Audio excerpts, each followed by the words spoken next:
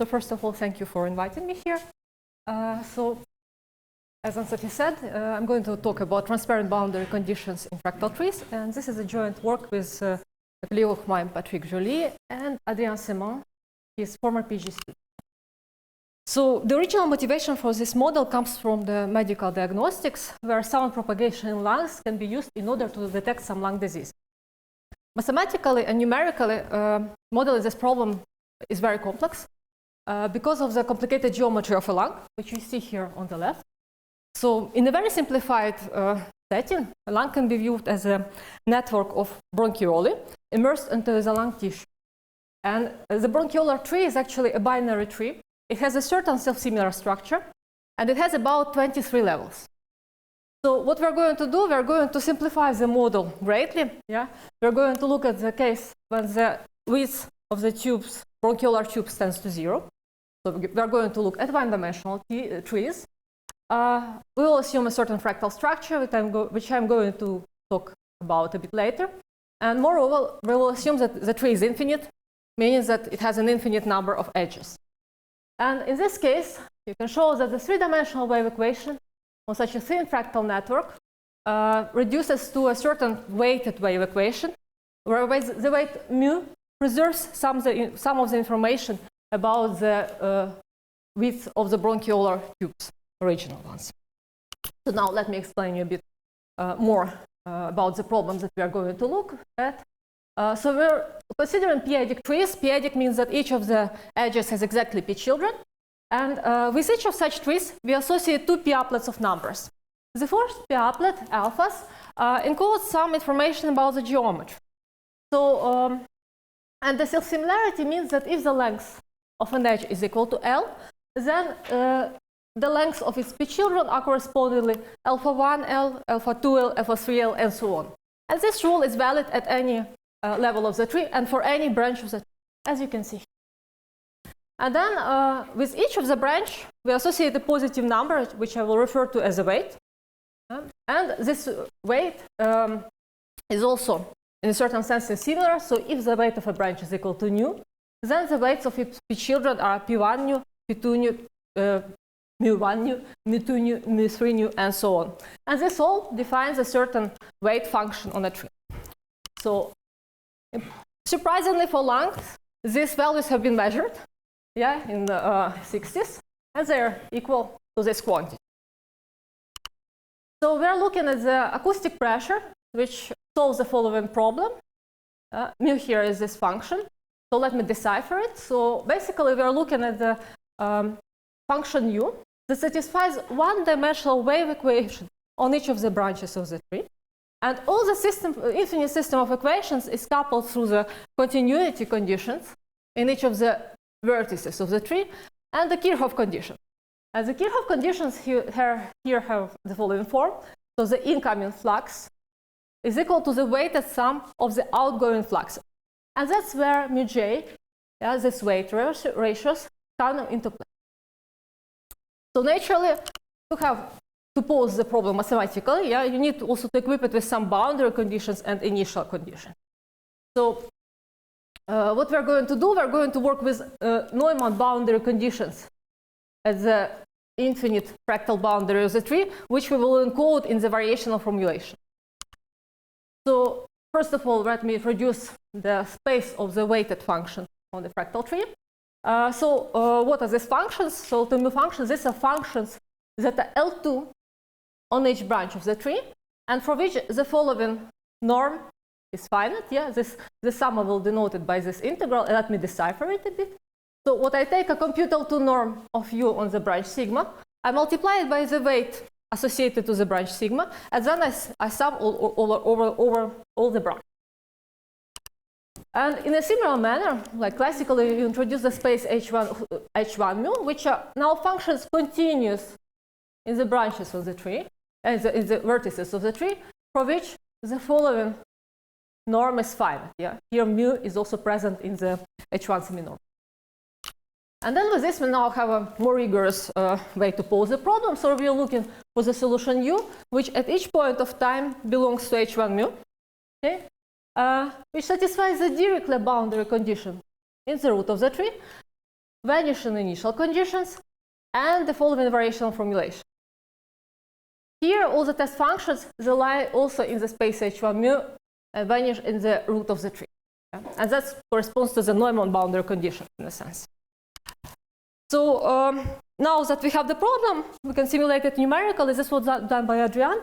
And so, of course, one cannot simulate it on an infinite amount of branches. So he truncated the tree up to a certain number of levels, and he computed a finite element solution. Yeah. This problem.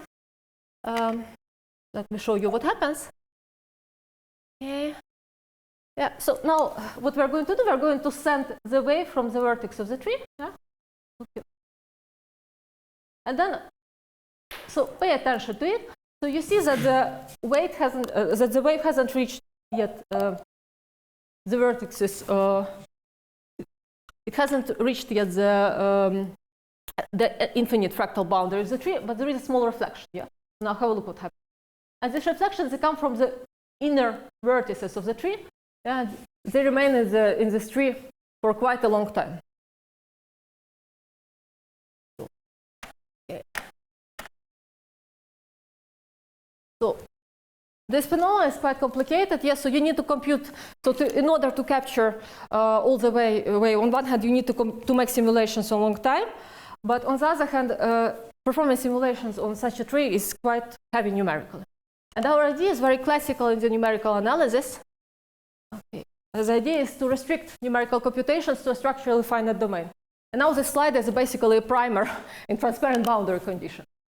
So what we do the following. First of all, we truncate the original tree to m levels. Here, m is equal to 3. And then we introduce a new problem on the truncated tree for the new unknown um that now leaves only the truncated tree to m. Okay? So what does this unknown satisfy? It satisfies the same PD as the original unknown u. Okay? And it satisfies the same boundary conditions and zero initial conditions. And then what remains to do is to equip this problem with some boundary conditions on the boundary of this tree to m, which I will denote by mmj. Okay, and the point is to construct such boundary conditions so that our unknown u that solves this problem is exactly the restriction of our original solution. Okay. It's kind of, yeah. So how do we do? So obviously, when you think about it, naturally u itself should satisfy this boundary condition. And this is done with the help of the DTN operators. So just a reminder, so what I will call by the DTN, so pardon.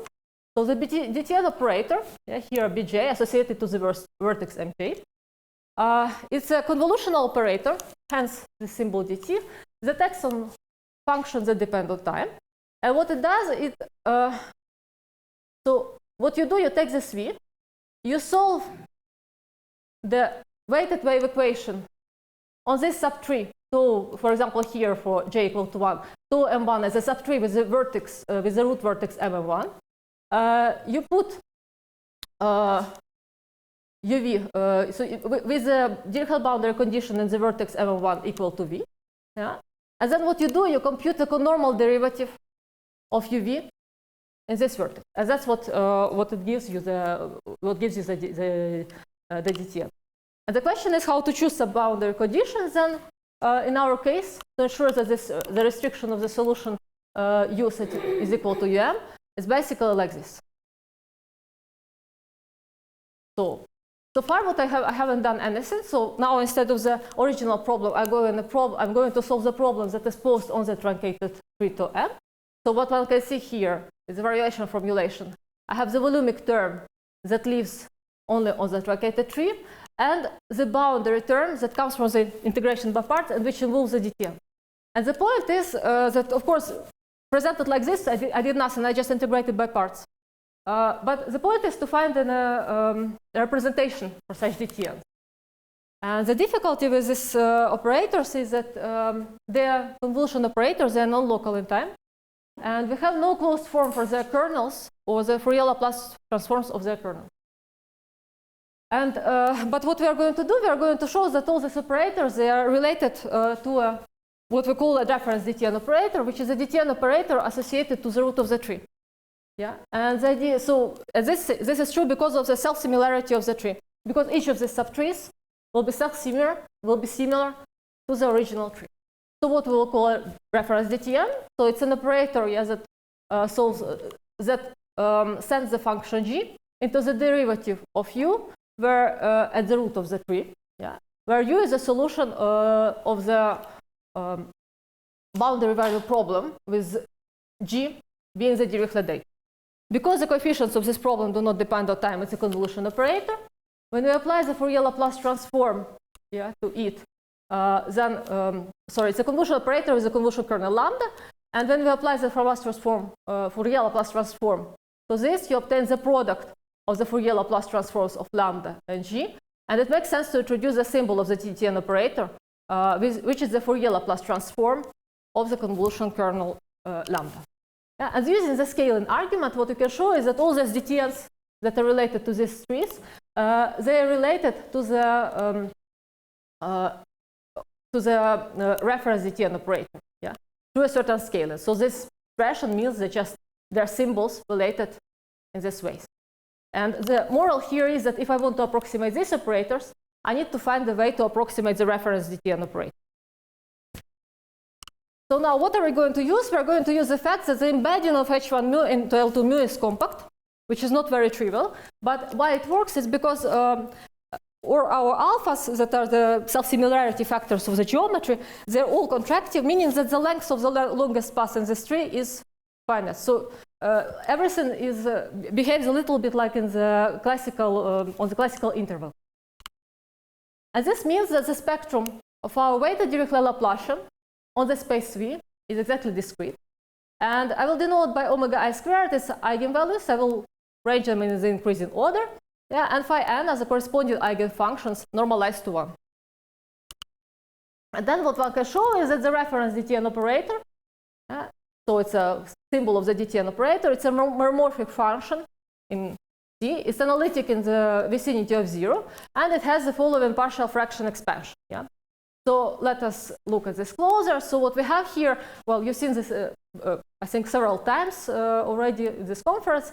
So what we see here is that the poles of lambda, they're eigenvalues of the weighted Dirichlet Laplacian, yeah, and these quantities, yeah, that are related to the residues in the poles, yeah, they're related to the derivatives of the eigenfunctions in the root of the tree.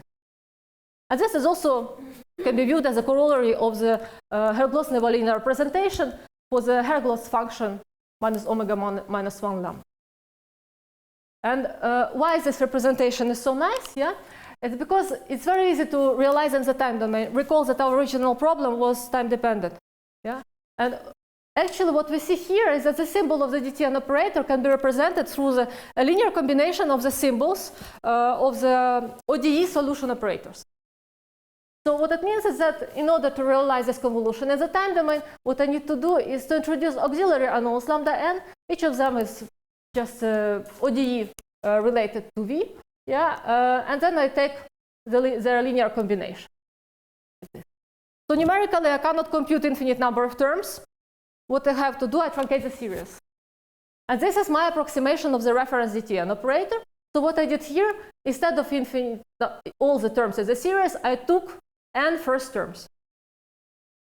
And I would like to make a remark that actually we have a method to compute these coefficients an omega n squared, yeah, by some contour integration techniques, a little bit independent of what I've been telling before.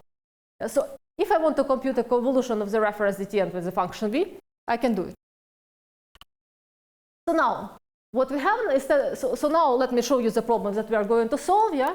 So we had before the transparent, we equipped our problem with transparent boundary conditions. Yeah, and now what we do, instead of the original transparent boundary conditions, we take and replace them by the boundary conditions with the truncated reference DTNs. And now, so we're looking at the solution of the following problem, so which I will denote by un. It's a un that lives on the truncated tree to n. Yeah, that satisfies good boundary conditions with the root of the tree, initial conditions, and the following variational formulation. Yeah, these volumic terms live on the truncated tree, and this term is a term where we approximated the transparent original boundary conditions by the truncated boundary condition. And you can show that this is stable exactly because this preserves some Herglotz property of B. So now what we are interested in is a numerical analysis. So we truncated our reference dt onto n terms, and we are using it in our approximations. And you would say that when n goes to infinity, it's kind of natural to expect that our solution un, computed with its truncated reference dtn, also tends in some norm to the solution u. But how fast does it tend to it? Yeah, and that's the question that we are going to answer now. So what we can show is that the error between the truncated solution un and the exact solution, yeah, is in the energy norm is bounded by some quantity that we cannot control that depends on the data. Here this is a time, yeah, it goes linearly in time naturally, and by the remainder of this series, yeah, that is related to our reference dtn operator. And a priori we can show that this guy converges, and now the question is how fast does it converge? In other words, how to choose the number n in this approximation to ensure that this guy is smaller than epsilon. And this is not an entirely stupid question because it's fairly interesting because omega n squared here are eigenvalues of the weighted Laplacian on this space h1 mu, yeah, and phi n, they are corresponding eigenfunctions.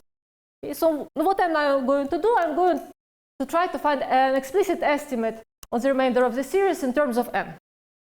So the very first idea that you have, one has, it's a very natural idea. One says, well, for the case when p is equal to 1, my tree is one adic, yeah, and mu is equal to 1, one can show that the tree degenerates to an interval of length L. And in this case, we can compute the eigenfunctions and the eigenvalues exactly. And it's kind of obvious that we have the following bound. So the derivative of eigenfunction is 0 is bounded by omega n. And omega n squared is bounded from below by n squared. And then let's have a look. We apply this bound to the remainder of the series. So first of all, I bound ds phi n 0. Yeah. And next, I apply the lower bound for omega n squared. And what it shows me is that the remainder of the series converges as n minus 1. Now I would apply the same logic for the fractals, the same idea for the fractals. But the problem is that, well, this bound is good in the case of fractals. And the difficulty comes from the bound for the eigenvalues, because for the fractals, eigenvalues can accumulate. It depends on how complex your domain is. Yeah, and I can show that in principle, omega n squared is order NA, where A is a number that can be arbitrarily small. And when you do the same procedure as before, what happens is that you bound the series the remainder of the series that converges, but something that a priori may not converge.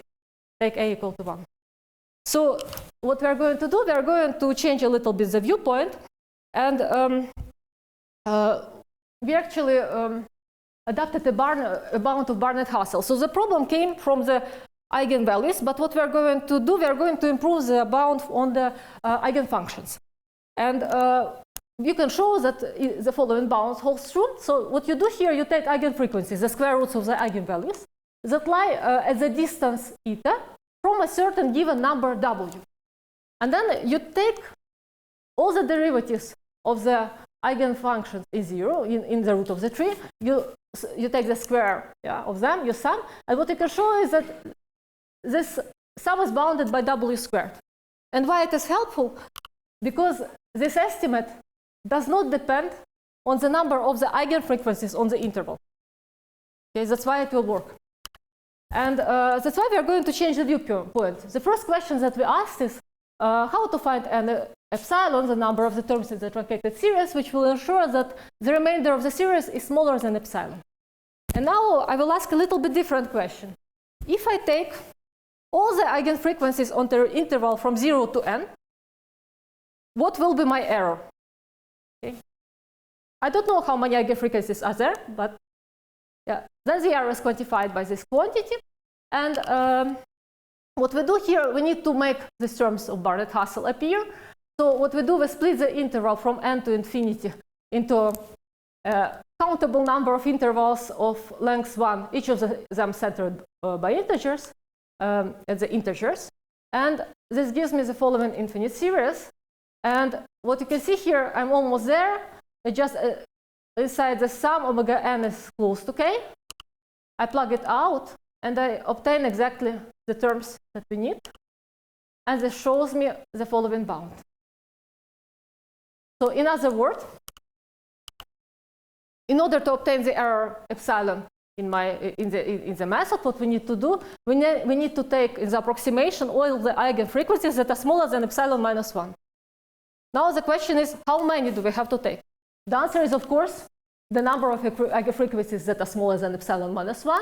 And here, one sees the connection to the well-known object in the spectral theory. Yeah, it's a counting function, so which is defined as rho of lambda is the number of eigenvalues that are smaller than lambda. And we are interested in the behavior when epsilon goes to 0, yeah, of this and epsilon when epsilon goes to 0. In other words, the behavior of the counting function when lambda goes to infinity. And we can show the following result. So first of all, let me introduce the self-similarity dimensional fractal and comment a little bit on it. So it's a unique number from 0 to infinity, for which the following holds true. So alpha k, these are contraction numbers, contraction factors of the edges. Yeah, they relate the length of the edges at the current level to the length of the edges at the previous level. And there exists a unique number ds for which this linear sum is the sum is equal to 1. When alphas are small, ds should be large. Yeah, and when alphas get larger, ds kind of should get smaller. And ds more than 1 corresponds to the condition that the total number of the edges in the fractal is finite. And in this case, we can show the following result. So if the total length of the fractal is finite, then the asymptotics of the counting functions they are exactly like in the classical interval case. Okay? So it's like if you didn't see the fractal structure at all, when ds is equal to 1, you start getting an extra logarithmic term. And when ds is strictly larger than 1, then the counting function doesn't have an asymptotics in most of the cases, but it's bounded from above and below by the term lambda ds over 2. So so let me explain you the main idea, because when I see such things, I kind of find it very unsatisfactory not to understand where they come from. Yeah, and the main idea is very simple. So if we look at the spectrum of the Laplacian with the normal boundary conditions at the infinite boundary of the tree, then we are going to compare it to the spectrum of the Laplacian on a different space. And what is the space? Is the space of the functions that vanish in this point.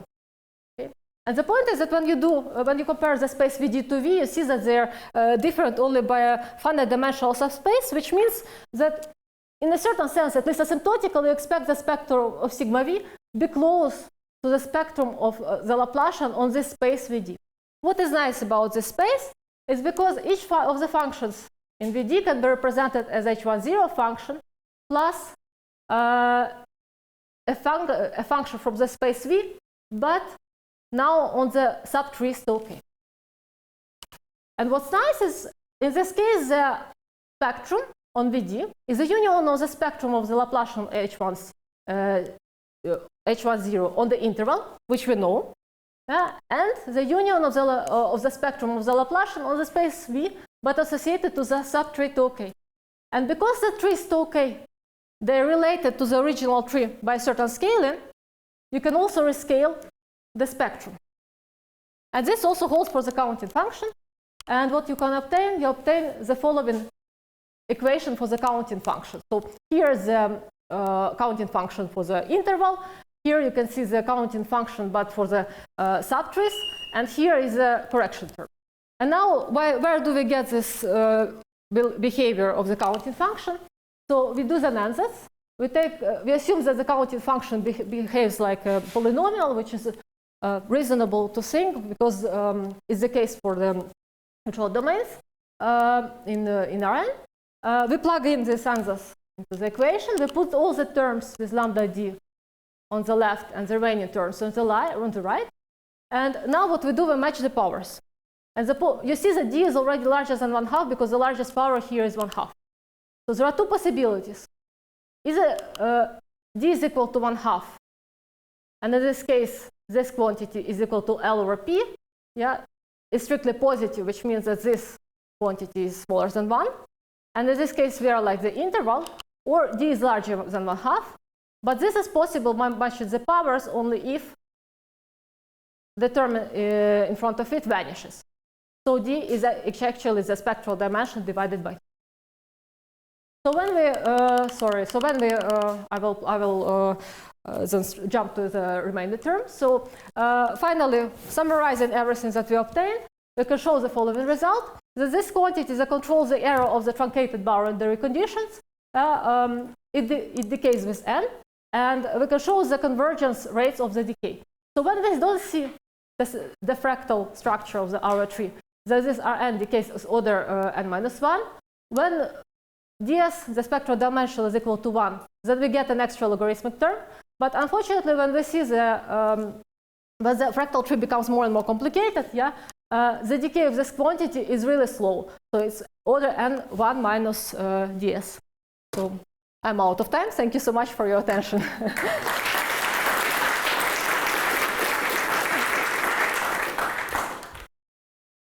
Thank you, Maryna. Do you have questions? Yes. Thank you for the interesting talk. So I have a question related to the reference DTN operator. Yeah. Negative omega inverse times it was a meromorphic then Nevanlinna-Herglotz function, right? Yeah. All right. So then in connection with Kurzov's talk yesterday, one seems to be calling that the Wagner class of Herglotz functions. So if this conference is allowing us to make connections and come up with terminology, it may be useful to start referring to it as the Wagner class. And then also in that regards, maybe looking at the papers by Wagner on those class of Herglotz functions may be useful. The second question, the follow-up question with that then is how much did the Herglotz function properties of the reference DTN operator play a role in your analysis?